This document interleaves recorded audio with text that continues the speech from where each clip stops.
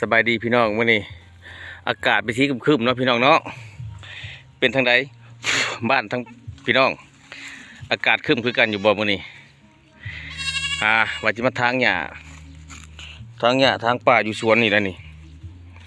บรรยากาศครึมเป็นใจขนาดจังวะพอดีมันนั่นบรรยากาศเหือบ่ได้มันบ่อบอ้าวบรรยากาศดีเลยพี่น้องมื้อนี้มาให้เบิ่งพี่น้องแหน่เฮ็ดขาวเกิดนะนี่น่ะเฮาบ่เห็นชุดอภัยจูดควันตัวๆอยู่พี่น้องเอ้ยน่ะโอ้ยเฮ็ดขาว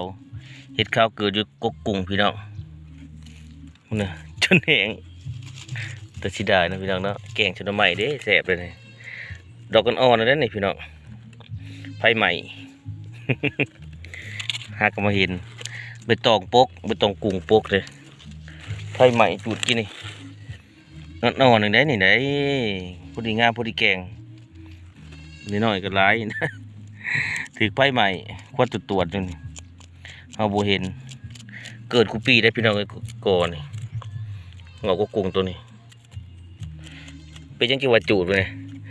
มันหกหญ้าคานหน้าหื้อเอานี่พี่น้องหลายพูดนะจูดมันตายแล้วก็เขาจังเงินเขากับเห็นมันหญ้ามันเกิดใหม่เพราะว่าเป็นหญ้าค่าเท่าอันนี้ก็คอนได้พี่น้องแต่ละปีนี่แม่นเพิ่นได้เกิดนี่ขาวเต็มบ่ได้นำบ่เนี่ยมีแต่ดอนเฮ็ดได้นี่พี่น้องเอ้ยยามเฮ็ดยามหอนมานี่ว้ายชำสิกินผู้ใดดุหานี่เฮาดูบ่เป็นหาดอกหาเฮ็ดหาหอนบ่เป็นจักจอกจักจันพี่น้องยามนั่นโอ้ยคักคือหยังนี่อยู่สวนได้นี่อยู่สวนพี่น้องเอ้ยมื้อนี้รอจูดนี่น่ะจูดแล้วก็สิไปการมาแวะสวนซะก่อน